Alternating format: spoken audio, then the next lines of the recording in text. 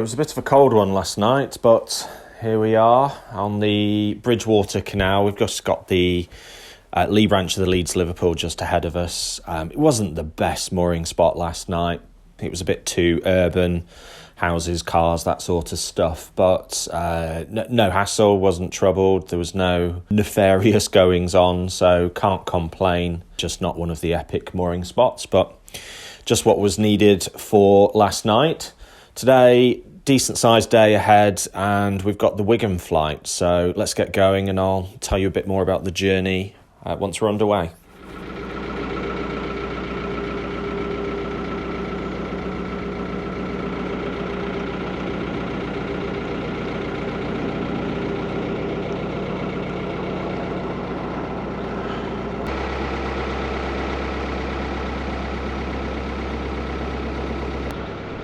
Yeah, so I think my theory about these things is correct. And then they put that. In fact, you can see the grooves, can't you? See the grooves where that would go. Right, and there you go. 5 minutes after setting off, new canal. We're on the Leeds Liverpool.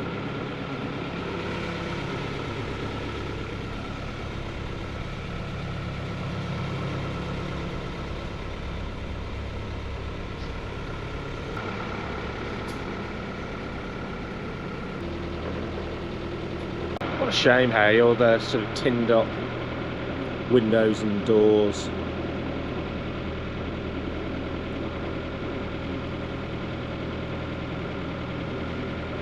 I suppose at least the building's operational, but yeah, missed opportunity. Just do something a little bit nicer.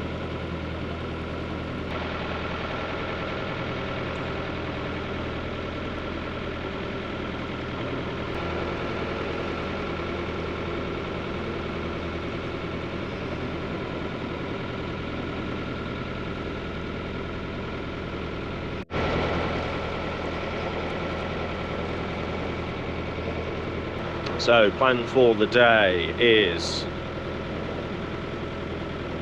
well, okay, first problem of the day, the cooker wouldn't fire up this morning, which means that I haven't had a coffee, which I'm quite sad about. I feel like I need it this morning. It has done that before, where it just produces no gas. I've tried switching over the bottles and still nothing, so it has done this once before and then suddenly started working. So I don't think we've drained 2 bottles. Even if we've drained 1, I don't think we've drained 2. And what were the chances of the bottle that's connected running out just as I finished cooking last night? But I don't have time to mess with that this morning. Want to get through the Wigan Flight today, so we've got the 2 locks at Poolstock, and then we've got the Wigan Flight. Sue's coming down. Sue's travelling down to Wigan this morning to help. I've said that the chances are there'll be some CRT assistance there, but can't be sure of that. So Sue's just going to come down and assist. If she needs to go away again, then she needs to go away, and I'll have to either do them on my own or don't know. We'll sort it out. But yeah, looking forward to having my crewmate back. So we've got about 6 miles of fairly open canal until we get to Poolstock. So should get that done in probably 2 and a bit hours, something in that sort of order. And then meet up with my angel. So see what we see on the journey. Right, camera's on. Just had a first kingfisher spotting. See if I can see if we can get it while the camera's rolling.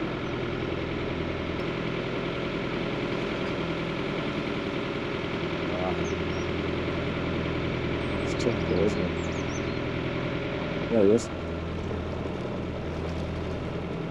I hope he caught that.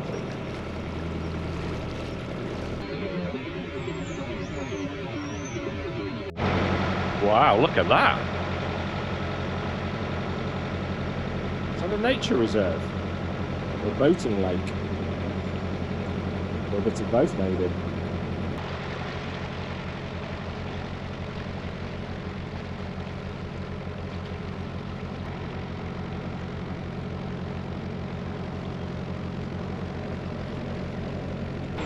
Morning.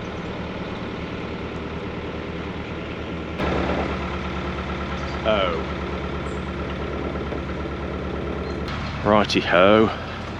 So we have a lift bridge and a very busy road.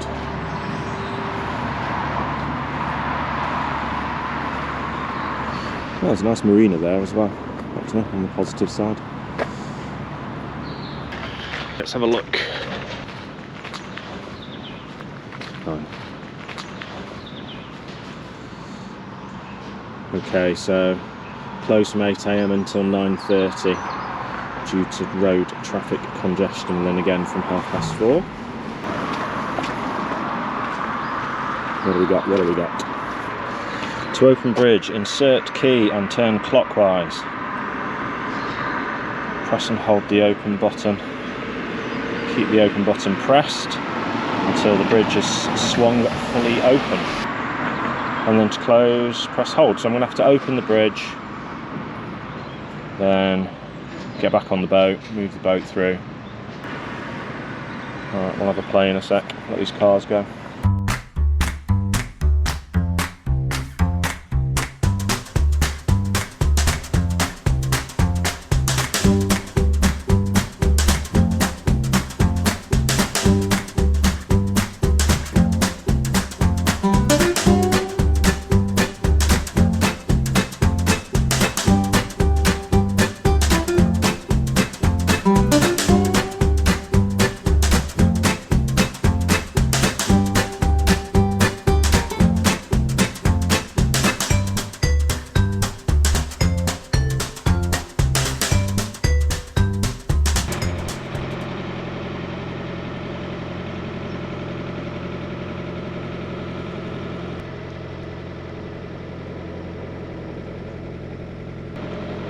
Don't quite know how to describe this bit of canal, but it is quite unlike any other bit of canal I've been on. I almost feel like you're driving into a forest of some description, with all the big tall trees and super still wide water. Yeah, it's certainly different. I like it. Oh. So that's not gone so well, has it?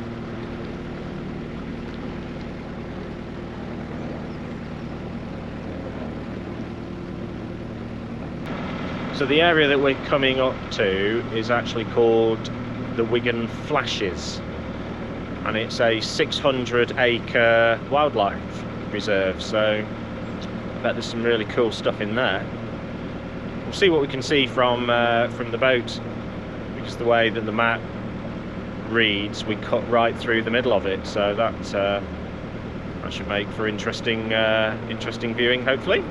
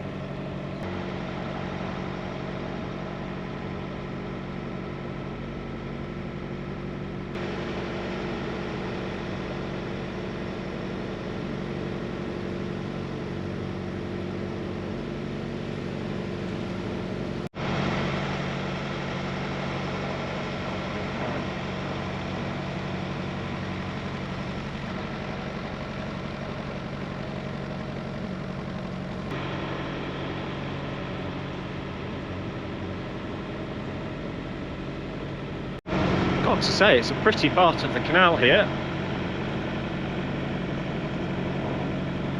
Feels really different to what we're used to.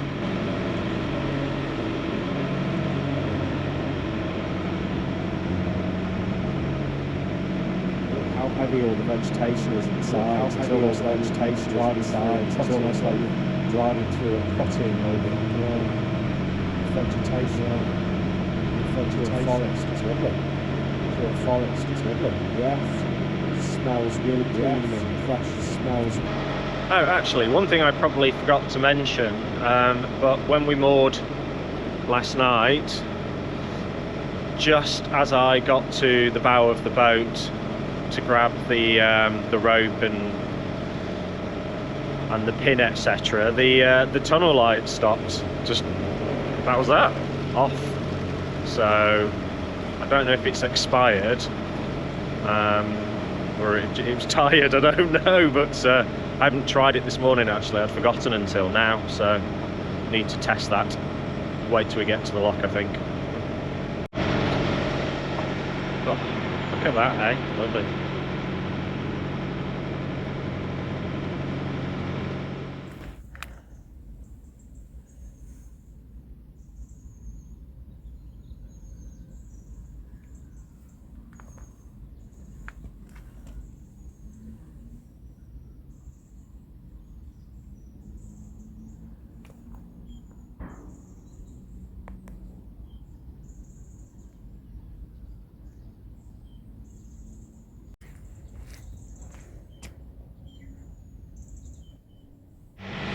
There she is, there's my angel. Wandered down the towpath to see where I was. Right, I've just tried to pick my angel up here, but it's too shallow. We've can't get within about 3 feet of the. You're gonna jump. Oh, the back's on the. You're gonna jump. To be honest, it's out, it was a limited.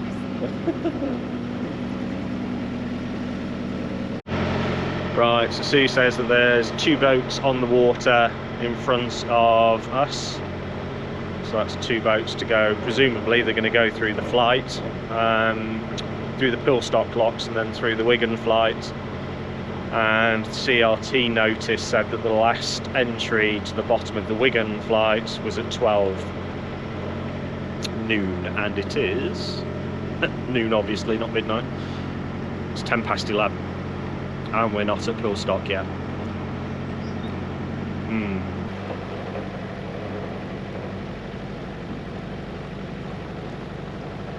Right, lock ahead. Looks like somebody's in it.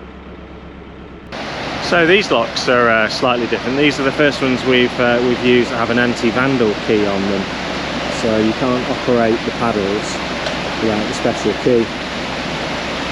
So when you see the size of the lock gates themselves, they're absolutely huge, and so they've got a winder on a chain to close the gates rather than use brute force. You just use the winder and it pulls the gates closed. So 2 new things.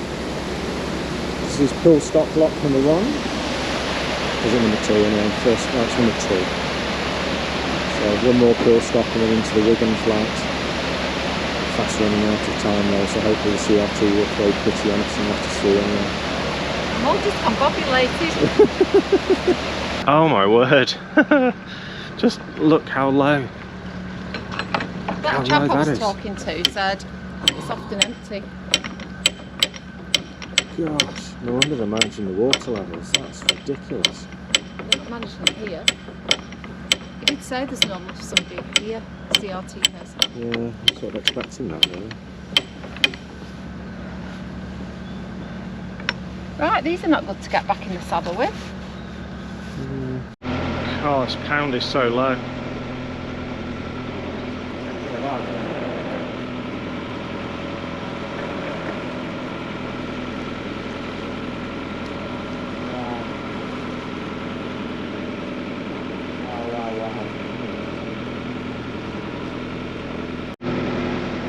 Look at it, gosh.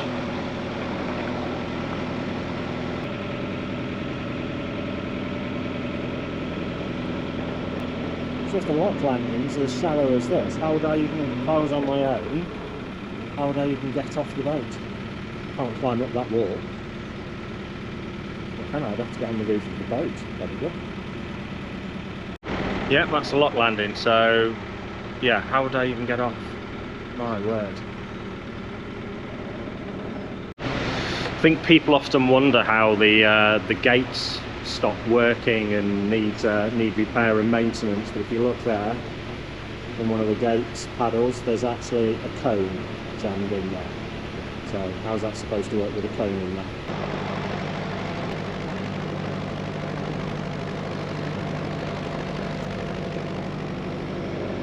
We're currently going as fast as we reasonably can to get to the bottom lock. Hopefully there's somebody that will take mercy on us, because we're going to be about 15 minutes late. There's no one there. Let's just hope there's not a massive padlock. It's the moment of truth. Well, Sue's winding, so that's a pretty good start, isn't it? I think we might be on. Happy days. I've just looked up to see my angel winding. Look at that. Oh, that was really cool. I don't like Wigan. Is it easier? I'm not fishing that one out. Right, block 83. I have a bit of a bump in the plan. I'll fill you in a minute.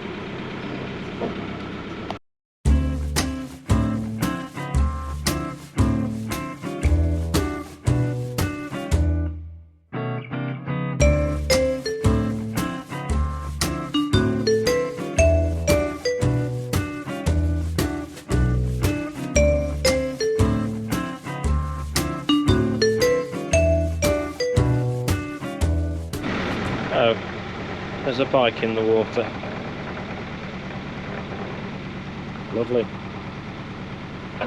Listen to these guys when they fly over.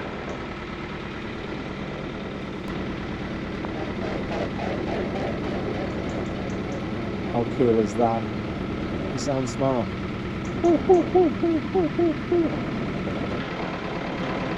Clock 79 ahead. We think we're going to go to probably 78 and then more up. It's the only place we found that's got rings, and the CRT guy said the CCTV, I think they must have a compound or something up there. So that's the current working plan. Don't know what on earth went on, but the CRT website says last entry into the lock passage at 12 o'clock. So the blocks are effectively open until 4 PM.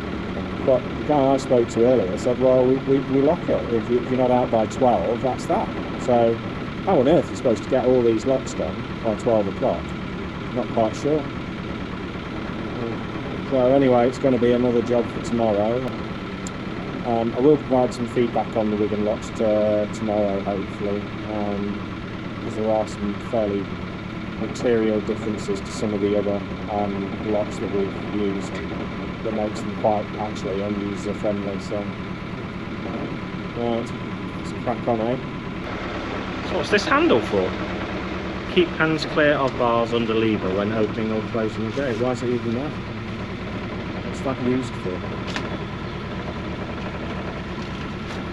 Sue has a theory that that is used to wedge the gate closed, or indeed open, because it looks like it swings open on its own. So I think it's used to keep the gate in position. Go on, my angel. I'm not sure if there's an issue, but that gate hasn't opened properly.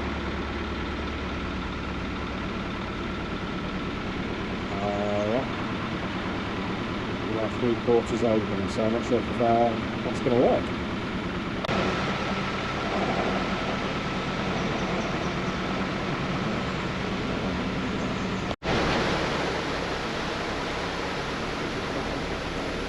Right. Gonna get there.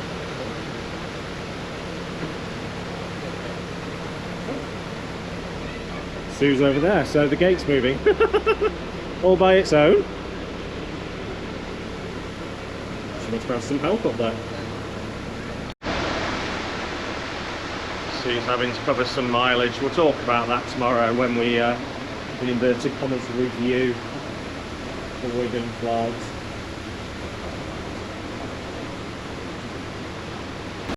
So what in the heck? This is a contraption and a half. I'm just gonna wind that handle and see how all this comes apart.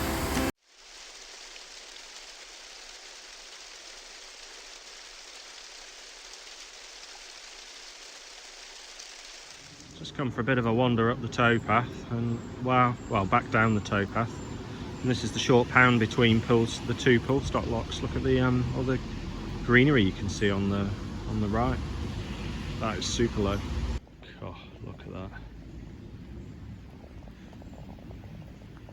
Don't have to stray too far from the middle. Look at that thing there. That's shallow. So somewhere in all of this is Sue's radio. She decided she didn't want it, so she threw it in the canal. Just as well, they're super cheap, eh?